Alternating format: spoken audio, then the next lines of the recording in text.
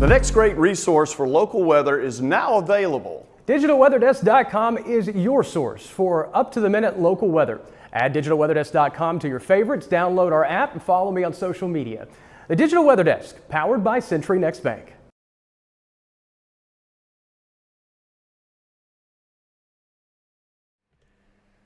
Hey folks, good evening and welcome to the Digital Weather Desk powered by Century Next Bank. I'm Jared Floyd. Happy Thursday evening as we approach the weekend.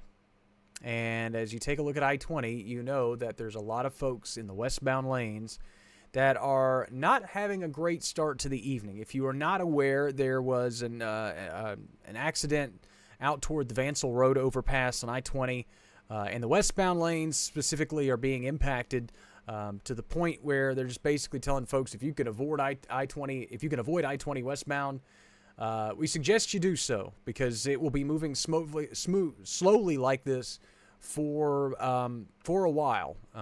So again, if you can avoid obviously 80 is going to be kind of your detour route, and that's going to be pretty highly traveled over the next several hours too. So again, I-20 westbound out toward Vansel Road and then back to the east, obviously deeply impacted this evening. Check the infrared satellite. Clear skies and a lot of sunshine today should pave the way to mostly clear skies tonight. Your radar made possible by Brown's Roofing. You can schedule your free roof inspection at brownsroofingla.com. Hey, special shout out to our newest local business partner, Moving Mountains Counseling. Hopped on board with us and haven't even been able to do the official welcome on board post. We'll do that tomorrow for them, but appreciate them being part of the Digital Weather Desk. Nothing doing rain-wise across the area, but we will expect the weekend rain chances to obviously return, especially late Saturday into the early morning hours on Sunday. Upper 60s to near 70 degrees. Most of us at least flirting with the 70-degree mark as we work through the afternoon. Retha, good afternoon to you as well. Dew point starting to climb as the low-level moisture starts to stream back in. Still pretty dry air mass in place across southern Arkansas, and the wind speed's fairly light too, but they should start to crank back out of the south as we go through the day tomorrow. Futurecast made possible by Bayou Power Sports. I-20 Frontage Road in Monroe shows the southerly winds starting to ramp up through the day, and the cloud cover is quick to return through the daytime hours on Friday. It does not necessarily translate to a lot of rainfall, but as we set up through the day on Saturday, by Saturday afternoon, I would expect quite a bit of shower activity across the region. I know it's not really being indicated in the circled area, but I would expect at least some pesky showers off and on, along with cloudy skies through much of the afternoon on Saturday. That sets the stage for the more organized kind of line of thunderstorms to move through the area Saturday night into early Sunday morning. Again, timing is run progressively slower as the week has progressed, so this is now kind of pushed into a Saturday night time frame, which is actually good news for us because that kind of takes us out of the peak heating hours of the afternoon when the atmosphere is at its most stable or most unstable, and really kind of sets us up for more of a rain producing event. And the severe weather threat still appears to stay rather isolated. Those storms will dart pretty quickly east as we head through the early morning hours on Sunday, probably moving out during the pre-dawn hours in the Mississippi Valley. Wraparound cloud cover, moisture, and just breezy conditions, drizzly, kind of gross Sunday expected across the area, and temperatures won't warm up much. Look at storm energy, and we've been talking about this over the last few days. Convective available potential energy. How much energy that storms can really feed off of to build vertically in the atmosphere. And there's just not a lot in the way of deep layered ingredients, not only just moisture-wise, but also instability-wise. There's a lot of wind dynamics associated with this system, and that's one ingredient that's in play.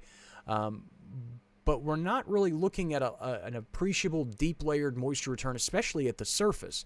And as I mentioned, a lot of the storm energy that we have to work with really doesn't pool up over our area until we get deeper into Saturday night, and then we lose the sun's energy from the day. And so again, we just don't really align the ingredients at the proper times to really support any kind of appreciable severe weather threat. So I really want to stress to folks as we look at the severe threat, which is the marginal risk here in just a minute, and as we prepare for the weekend, I don't want folks to get caught up in thinking that this is going to be some big severe weather outbreak. We've been talking about showers and storms all week, but that's just because it was the next big storm system. And earlier in the week, it looked like a bigger severe weather threat than it does now.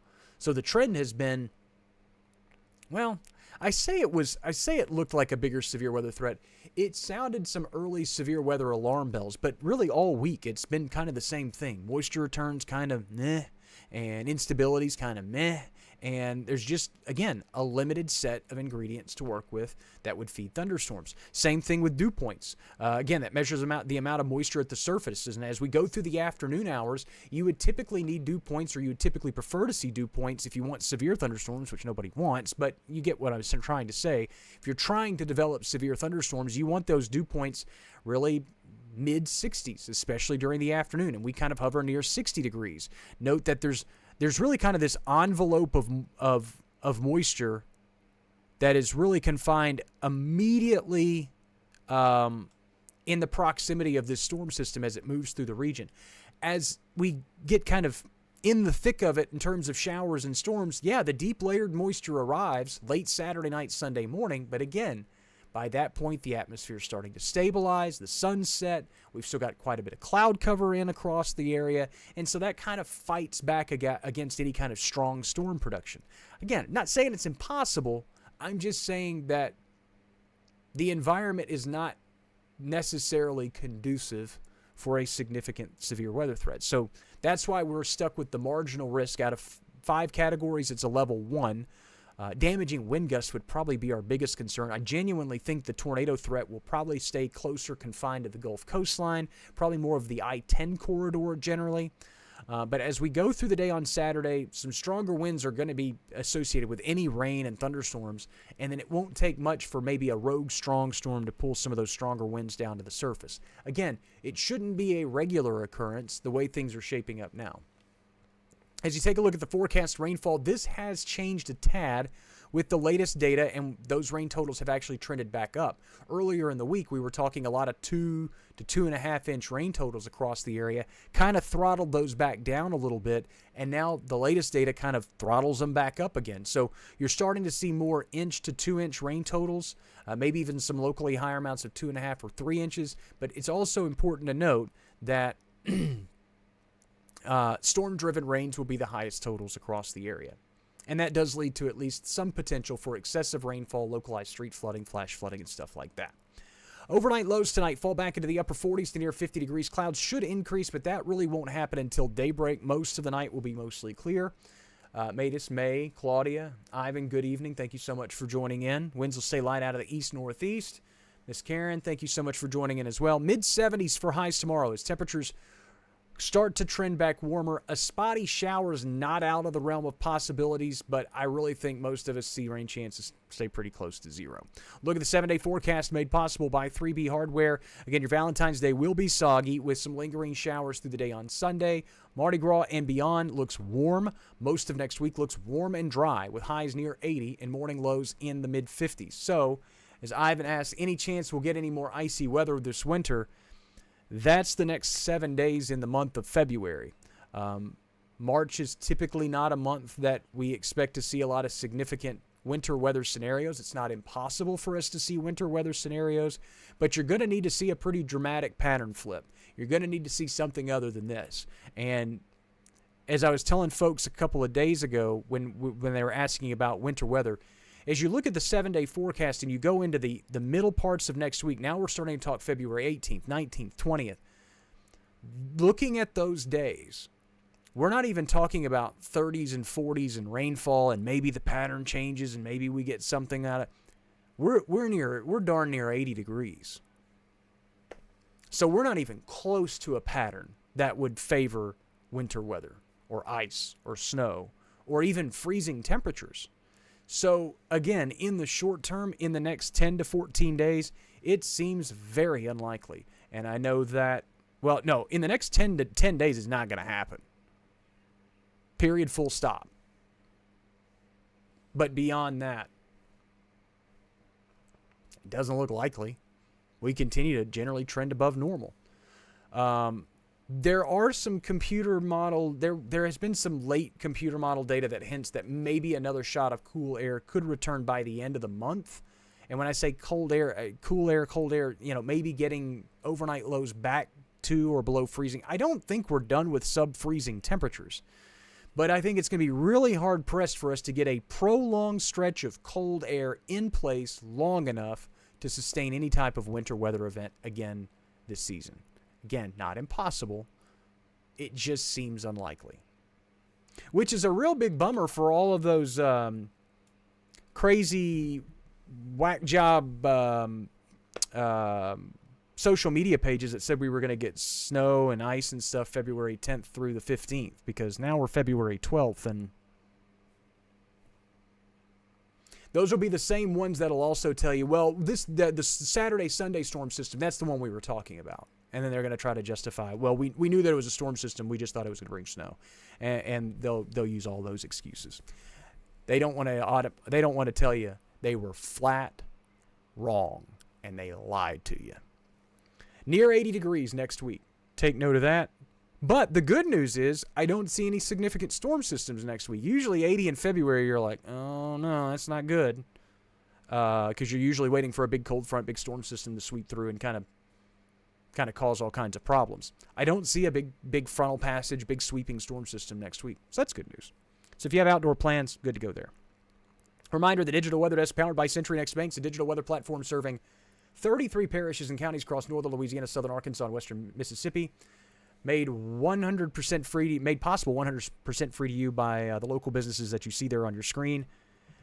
And we just appreciate you being part of it. Ivan says they own Generac stock. Let me tell you something. I get no benefit from saying this, but if you have ever considered that investment, a home standby generator, I would tell folks if that's something, a financial investment that you can make, do it. And if you're building a house and you're not planning to have a home standby generator attached to it, boy, you're missing out. We are so fortunate that we had that, and we were able to continue to provide stuff during the ice storm.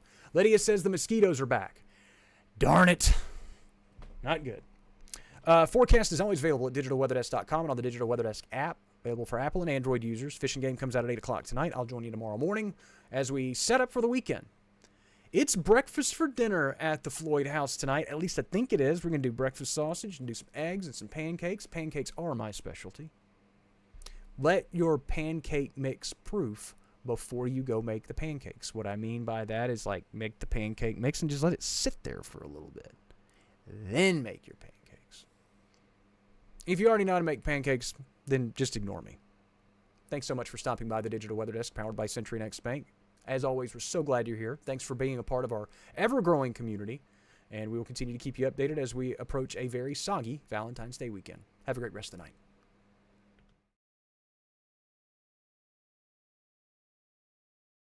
My name's Chris O'Byrne. I'm with Brown's Roofing.